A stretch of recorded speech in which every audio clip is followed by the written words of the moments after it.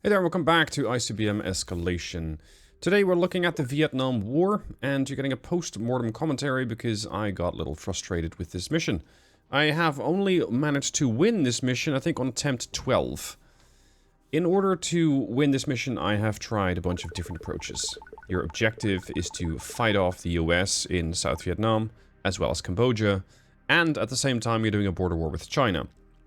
The Chinese have a lot of armies, the US have a lot of armies, the US have coastal support, so I have tried a lot of different tactics. I've tried to go with a couple of, let's say, less than environmentally friendly weaponry.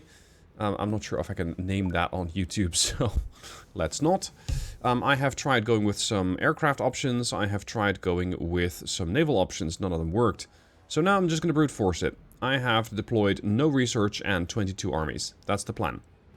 The objective here is to kick China out of the war quickly, and I'm going to do that by capturing the city of Harbin, which you can see on the left-hand side of the screen, and on the other side of the map we have the other Chinese province.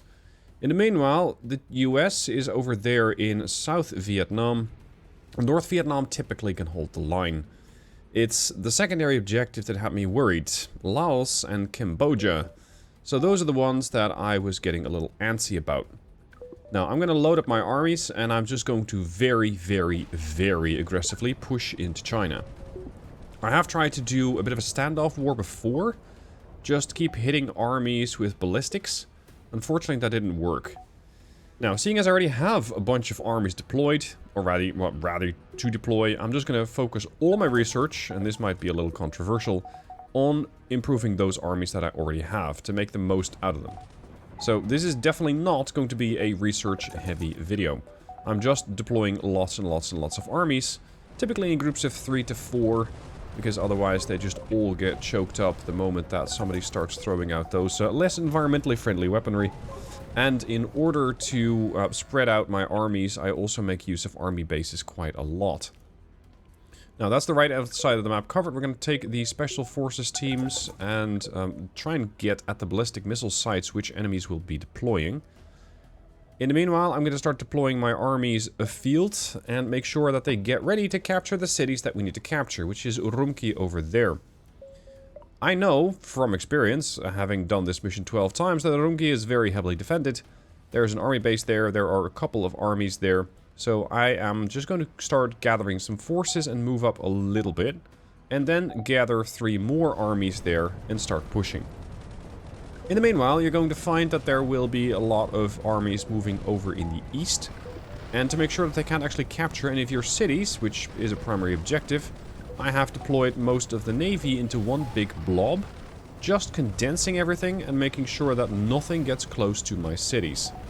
Well, that's the attempt, anyway, because they will get close to your cities. It's just going to be a question of how quickly can you remove them. If you remove them fast enough, there should be no problem. Take special attention to the airbase over to the right in Kikihar, because it's very annoying. You really want to get rid of that one. And on the same hand, over on the left, you also got an airbase, which you will need to get rid of. But early game, it's difficult, especially if you go for the plan that I have gone for, which is to just deploy a bunch of armies.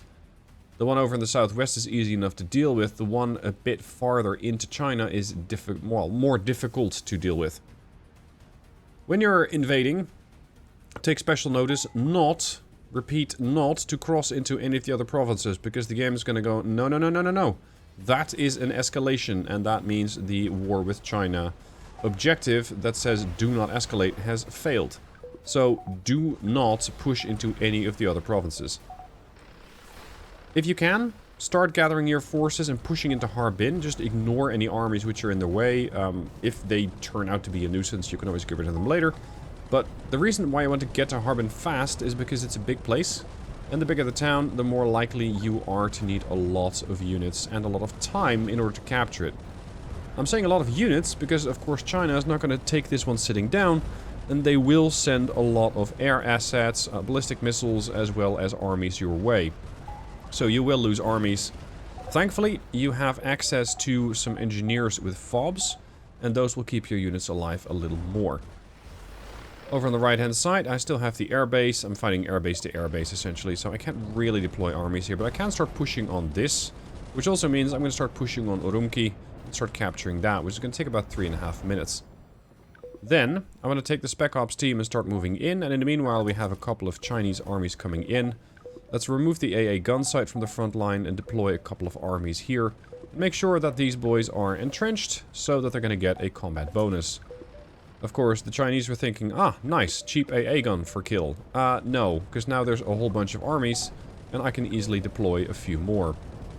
Ideally, though, I would rather not. Because as I'm now also at war with the US, you will see that the US starts to very aggressively push into Laos and Cambodia. And you can't have that. You really can't have that. You need to defend that area as best you can, because if you don't, you will fail one of the objectives. Over here, I'm just going to deploying 2 armies. The armies will take some damage from the Air Force, but whatever. It's not like the Air Force can really diminish the entire army. Over on the right here, I have deployed my FOB. I have gotten a couple of forces around Harbin. Take note that you don't have to keep the same unit in the area of Harbin all the time. You can cycle them in and out so long as you keep a presence. What sort of presence you take is entirely up to you. By now my research is almost complete, and that means my armies are going to be doing even better. This is especially going to be useful as now I'm doing a lot of ground to ground, and I'm expecting to take a pretty hard fight around Harbin and in the south, because you can see that the AI is pushing onto Cambodia, and that's the AI US player specifically. Seeing as I don't have a base here anymore, I'm immediately pushing all production to 100%, so I'm not doing any research, building an army base so I can deploy those other 2 armies that I have standing by. These guys are going to capture Kashgar, which isn't that big of a city. It doesn't take that much time. So ideally, we're going to have Urumqi and Kashgar more or less at the same time. In the meanwhile, Harbin is also going to be captured, but again, that will take a while. If you wish to, you can really min-max and micro your units here. I'm probably forgetting a couple of armies, but whatever. I'm mostly trying to keep these armies from getting to Harbin. So as long as I can do that, I'm perfectly happy with the outcome. The Navy is still pushing from the right, making sure that any army that tries to get closer to Vladivostok is going to get at least heavily damaged, if not outright destroyed. Over here, another army division gets fully targeted by, I think, 5 or 6 armies. I'm going to push these 3 healthy ones forward, the other ones are going to fall back to the FOB and get healed up. In the meanwhile, I have readied my army base, and I'm now looking for what other units to build. I was considering coastal artillery units for the simple reason that there are a couple of Navy warships out there, and the US warships are very annoying to deal with. Something you do need to take note of in this area is you don't have any intel. You really don't have any radars. And that means you are just going to be completely oblivious to where those US warships are. Until the point where you deploy a radar and notice that you still don't see anything. So the US Navy until now has not arrived at Saigon, which is a good thing. Because I basically have no anti-air options down there at the moment. That is, of course, I can build some. Yes, I can definitely build some, but I haven't because I'm trying to deploy more armies. Right now, they're not actively pushing on Phnom Penh, so I'm kind of hoping that I can keep the area from getting pushed on. If the US spawns in 5 armies, as they typically do in waves, it's generally going to be a wave that pushes north. They're going to try and go into North Vietnam, and North Vietnam is far more capable of holding their own than any of the other territories. Now, you can see there's a couple of armies moving around here. I have a couple of armies which are still standing by, and as there are no anti-air options for the Chinese here, they have no SAMs, they have no airport close by, they have no AA guns, I could just use my Air Force with impunity. Capturing this area is going quite well, and it seems that once the Chinese have been knocked out of this western province, they don't even try to recapture it. So once you have captured that, that kind of frees up the armies to do more stuff. As I'm planning to airlift some additional armies into Vietnam, I'm already building another army base, and again, I'm not doing any research. I'm just trying to push my forces from one side to the next as quickly as possible, and make sure that I can then relocate them using another army base.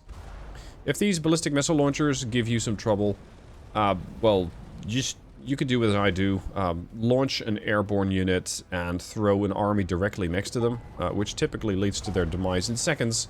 If you are not in the capability of deploying an army, you can always deploy a spec ops team. The game does give you a few. If you babysit them a little bit, they should be able to survive. And they should be able to get some of those annoying ballistic missile launchers and sometimes air bases killed off for you pretty easily. There we go. We have captured Xinjiang. There will be the occasional additional wave of units. So be it. At the moment, like, it's not that big of a deal. I have captured this province. So that means I can now start to free up these armies. And more importantly, I can deploy an army base pretty close here. Again, take note not to fly or to get your troops into any other parts of China, because they will get very annoyed and you will lose the game. But you can use that army base to airlift a couple of units into North Vietnam and from there throw them into the fight. Over here you're seeing that Harbin is definitely threatened, but as long as I can survive for another about 50 seconds, I can take these positions out. I can capture the city, and that immediately will turn all the Chinese neutral. Every single Chinese unit on the map either turns neutral or just flat out disappears, and that means you can free up all your armies which you had in the north to take out the units in the south. Because in order to win the fight against the US, you not only have to destroy their air bases and army bases, you also have to knock out every single army unit that they have. So you'll have your work cut out for you. Thankfully, there aren't that many, and the North Vietnamese also have a sizable army. There is one more thing that the US can and typically will do, and that is throw their navy at you. In this particular setup, I have almost no navy, barring the one beyond Vladivostok. There we go. China has been dealt with. All the Chinese units are gone, and I can immediately start moving forward, because now that China is neutral, I don't have that penalty of you cannot invade China. You cannot escalate the war. I cannot escalate the war because the war is over with China. So I can push some of these armies into army bases, and I can fly them from one army base to the next, and start bunny hopping my way over to the next objective. At this point, I think I can still build in here if I would wish to. You don't really have to do that. You can. Maybe if you are feeling like it, you can go with a ballistic missile launcher there and get some shots in, but why not deploy that there? At this point, I only notice now that we have a couple of units which are in fairly dire straits, and you can see that they are about to capture Phnom Penh, which will cause you to lose an objective that says do not let the US capture Cambodia or Laos. So thankfully, as I had about 5 armies ready, the US is going to get met by 5 armies of mine, and we're immediately going to crush these units. Keep in mind, my armies are, I think, on par, if not flat out better, than the ones from the US. At this point of the game, you can start doing research again, because your armies will start to arrive. I, however, was going for a massive armies, just to make sure I could get to the secondary objective, which is complete all mission objectives within 30 minutes. Now, interestingly, the mission objectives, the primary ones, are a lot of don't lose. Do not let them take more than 2 million casualties. Do not let them take China, or do not let them take a Soviet city. It's a lot of do nots. What the game kind of fails to tell you is that if you push the US out of the fight, and if you push the Chinese out of the fight, there are no aggressors, and you instantly win the war. And with that, you instantly complete the mission.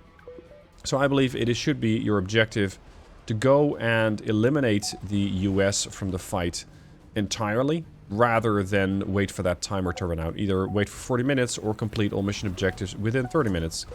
Because the mission objective is to defeat the American units. I think the way that the objectives are set up is a bit convoluted, but whatever. Now, time to push on Saigon. We're going to push this army base out, because this is their spawn point. In my experience, they do build another. Especially if you get a pop-up that says the US are ramping up their efforts or something to that effect. You will see them immediately plunk down another army base, plus 5 armies, typically. So keep that in mind and be ready for some nonsense like that. Right now you can see that they are using their aircraft against me. I'm deploying a couple of AA guns to meet those units head on. I'm using AA guns rather than SAM sights because my AA guns can be mobile and my SAM sights are not.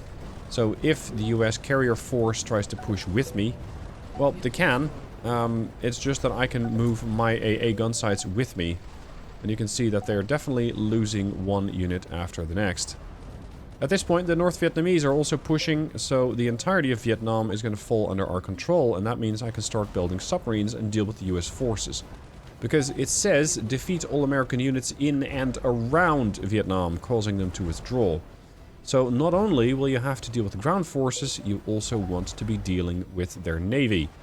The navy, which, as you can see, is harassing my armies with cruise missiles, as well as with fighters from their carrier. They do have a couple of armies which are pushing south, or sorry, which are pushing east. I'm not exactly sure why the Vietnamese forces are pushing for Saigon, because there isn't a whole lot to capture. It's not like they'll get complete control, I think. Anyway, at this point, I'm focusing on defeating the navy, so I'm deploying submarines, and the submarines are ones that I have in a previous mission already boosted. So I've got better sonar, I have the advanced, I think I got the attack submarines, so the nuclear boats, and I have better sonars. I can hear you before you can hear me, I can shoot you before you can shoot me. The only exception is submarines. Enemy submarines are a massive threat, and helicopters, that's naval helicopters from carriers, will kill me. Pretty quickly. But as long as I can just make sure my army survives by pushing some of these Navy warships away, as I just did, I can definitely get some work done. There, that's a US attack sub, and I'm definitely taking some damage from it. So I just deploy a submarine very close to it and immediately nail that attack sub. There are a couple more units from the Americans on the map, at least naval units, as far as you can see. And that means that they might be there, that they were there when the satellite flew over. They might not be there now. So keep that in mind and plan your actions accordingly. The Vietnamese, the North Vietnamese that is, have arrived in Saigon in force, and they just typically park there. You can see they're all entrenching. The US has no ground forces left. Unfortunately, I have no navy left. So at the moment, there isn't a whole lot that I can do beyond just trying to wait for more submarines. At this point, I actually think I made a mistake, because I was so invested in hunting down the US Navy that I wasn't really paying attention to the time. And as you need to complete all objectives within 30 minutes, I could have taken 10 minutes and done some more research. It's not what I did. So in this condition, you could argue, well, just take a breather, get some research done, because it might benefit you in future missions. As for now, I am not doing that. I'm just pushing the US Navy as hard as I can, and unfortunately, it's taking me longer than I would like, because some of these ships are proving to be quite annoying, and as the US carrier has one of those anti-submarine helicopters, or, well, yeah, it's pretty much an ASW helicopter, a naval helicopter as the game calls it. They will kill your submarines very quickly, so keep that in mind. Yep, you can see one hovering over my submarines right now. There's also a US sub there, so I decide maybe I can get some tech done. Unfortunately, I don't really follow through with that, because those two technology programs that I was selecting would definitely have helped. You can see that attack submarine of mine is getting very, very quickly beaten by that ASW bird, and I have absolutely no options to deal with it. A SAM site ashore would have been enough, but I didn't get to that. I was just focused on building submarines, and sinking the Kitty Hawk. And the naval helicopter just goes om nom nom on my forces and sinks one submarine after another. Unfortunately, these guys seem to have infinite amounts of ammo, don't need to fly back to their carrier in order to rearm. Then again, my submarines never need to rearm their torpedoes either, so I guess it's fair enough. At this point, the US is pretty much defeated. They don't have any ground forces unless you give them the opportunity to push their ground forces in. They might come in with a landing ship, so if you have your navy, like I have mine, push it south and just aggressively rush the US forces. Because I might not be able to deal with the Kitty Hawk that well with a submarine or a destroyer, but a bunch of cruisers are going to ruin their day real fast. There we go, all science again. Don't care about the submarines, because now I have my firepower coming in from the northeast. And the Kitty Hawk promptly dies. There is no escort ship there. Done. Saigon has fallen, and all mission objectives are complete. This, of course, is not the only way that you can win. This is the way that I have found to be, well, pretty much the way to win. I couldn't get any of the other ones to work. I hope this video was useful to you. Good luck winning the Vietnam War. There are multiple ways. Find your own.